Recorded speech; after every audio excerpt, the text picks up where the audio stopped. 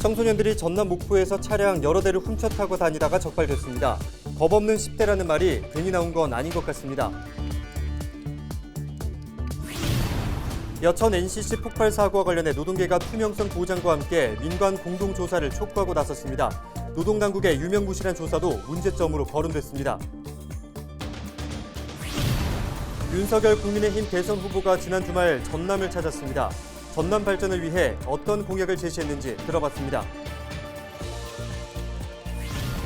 강진군이 체류형 관광 활성화를 위해 시동을 걸었는데요. 주요 관광 시책을 살펴봤습니다.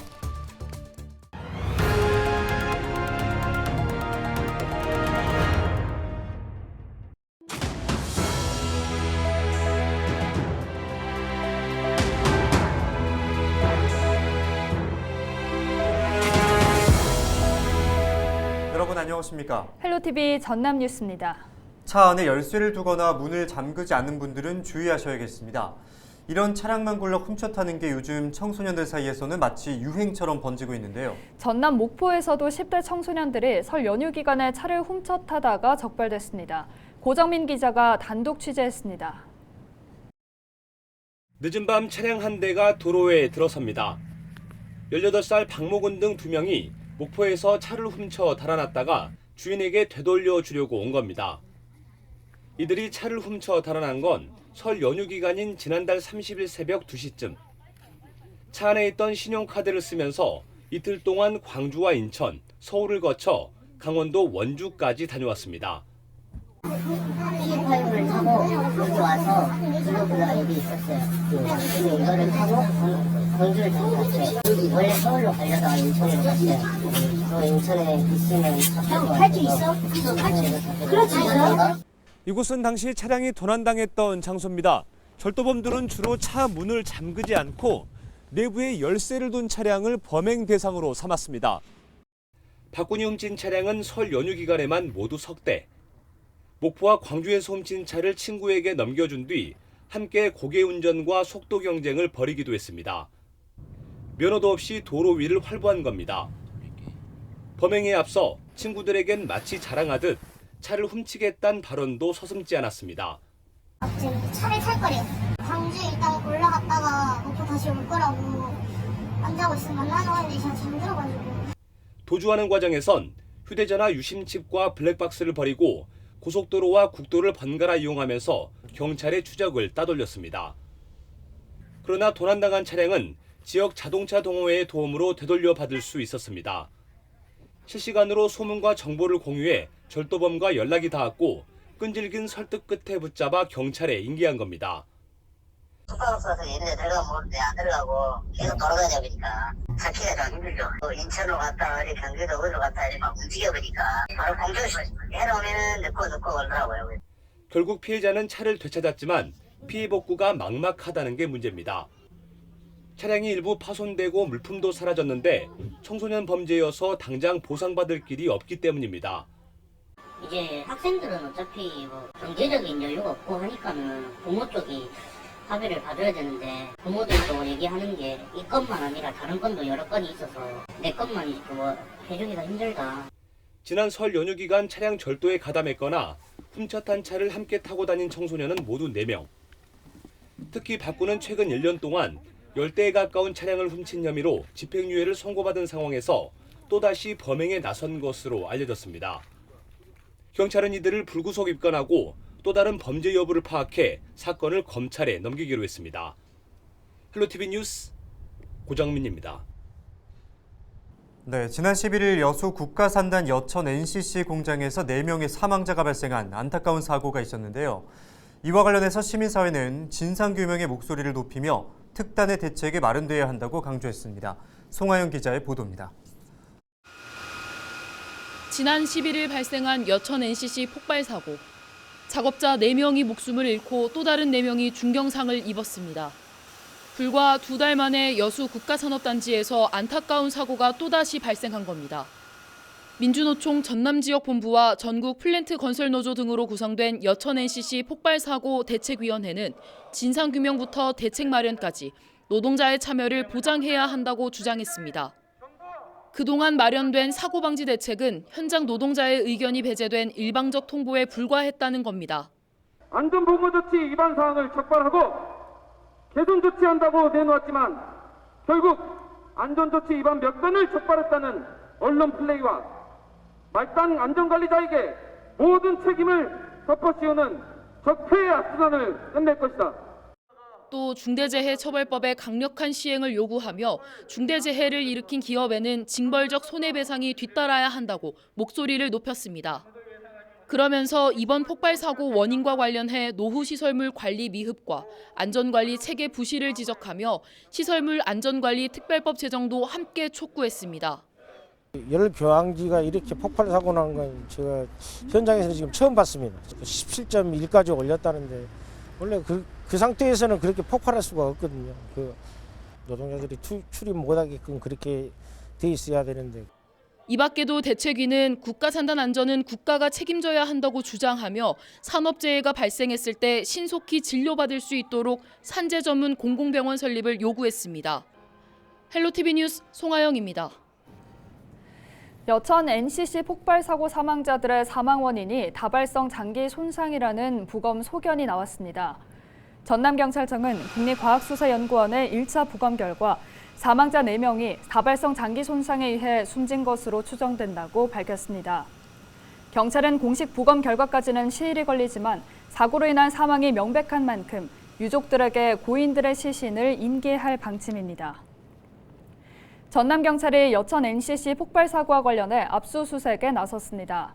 전남경찰은 14일 아침 9시부터 고용노동부와 합동으로 여천 NCC 공장 사무실과 하청업체 등 3곳에 대한 압수수색을 벌이고 관련 자료를 확보하고 있습니다. 이어 사고 원인을 규명하기 위해 2차 정밀감식을 벌였습니다.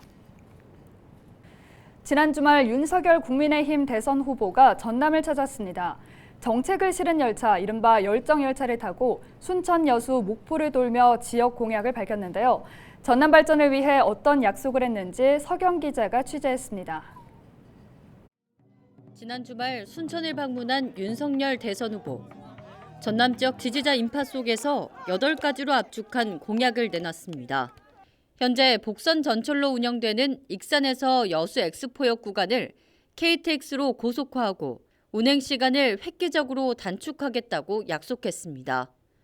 또한 전남을 친환경 재생에너지 산업벨트로 만들겠다고 강조했습니다.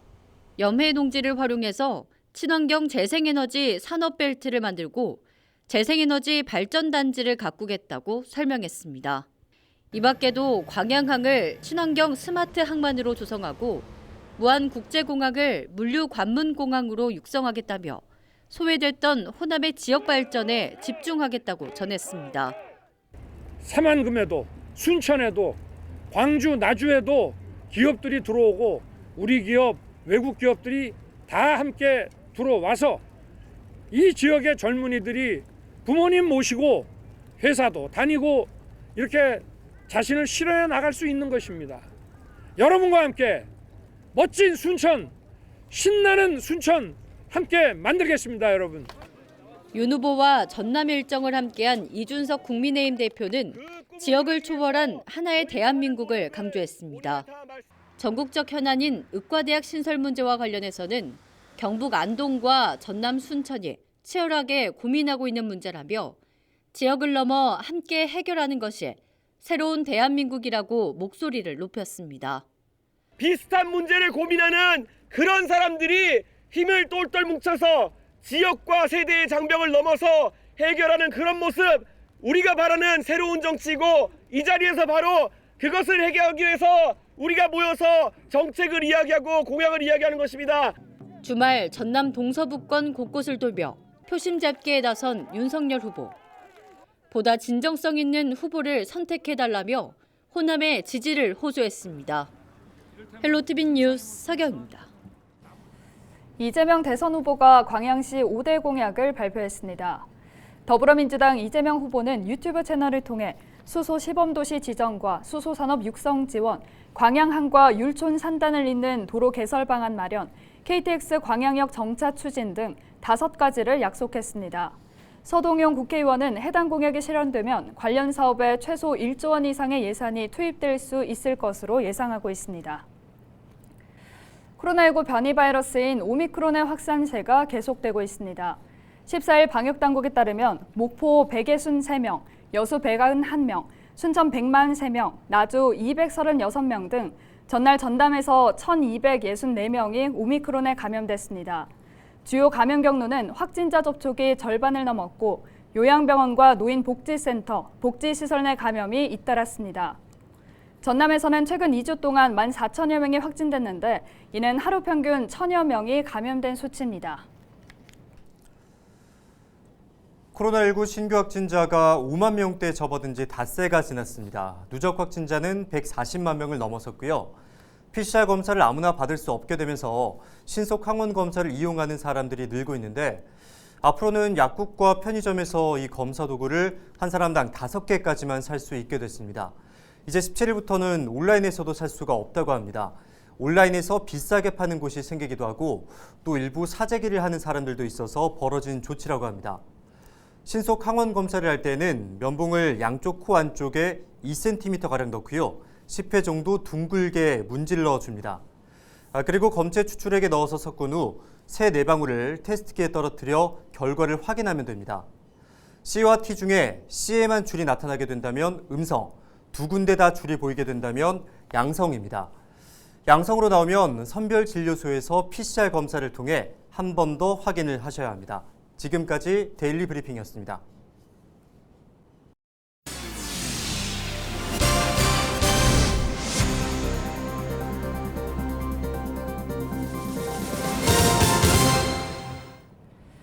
여수시가 전라남도 시 지역에서 처음으로 시민들의 주민세 전액을 감면하기로 했습니다. 코로나19 장기화로 어려움을 겪는 시민 부담을 덜기 위한 조치로 전체 11억 1,400여만 원 정도가 감면될 것으로 예상됩니다. 감면 대상은 오는 7월 1일 기준 여수시에 주소를 둔 세대주이며 별도 신청 절차 없이 처리됩니다. 남도답사 1번지로 유명한 강진군이 체류형 관광객을 잡기 위한 사업을 본격화하고 있습니다. 많은 관광 자원에 비해 부족했던 숙박시설을 확충하는 등 사람들이 머물고 갈 수 있는 환경을 조성하고 있습니다. 박종호 기자의 보도입니다. 정약용이 유배 시절 머물렀던 다산초당. 지난해 모노레일 개통으로 관광객이 꾸준히 증가하고 있는 가우도. 백운동 원림과 전라병영성 등 강진구는 많은 관광 자원을 가지고 있습니다. 한국관광공사의 강소형 잠재 관광지에 선정되고 SNS를 빛낸 올해의 관광지에 뽑히는 등 코로나19로 어려움이 많은 상황에도 항상 주목을 받는 곳입니다. 하지만 숙박시설이 부족해 관광객이 오래 머물지 않다 보니 지역 경제에 미치는 영향은 아쉬움이 많았습니다.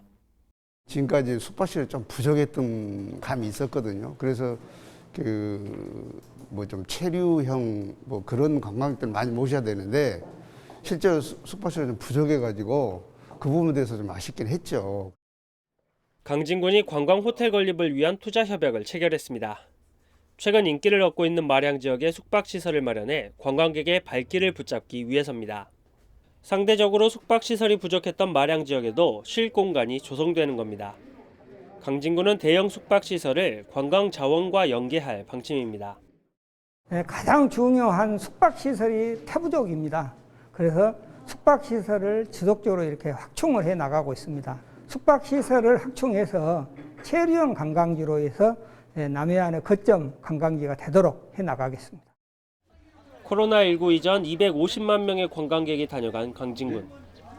관광산업의 침체가 계속된 시기에 돌파구를 마련하기 위한 노력이 체류형 관광지로 발돋움할 수 있을지 관심이 모아지고 있습니다. 헬로티비 뉴스 박종호입니다. 헬로티비 뉴스 다시 보고 싶으신 분들은 화면 아래 QR코드 보이시죠? 스마트폰 카메라를 켜서 가져다 대보시면 헬로티비 뉴스 유튜브 채널로 연결됩니다. 여기에 QR코드 스캔하는 앱을 이용하셔도 되니까요. 많은 관심 부탁드립니다. 저희는 언제나 지역 주민 여러분과 함께하겠습니다. 시청해주신 여러분 고맙습니다.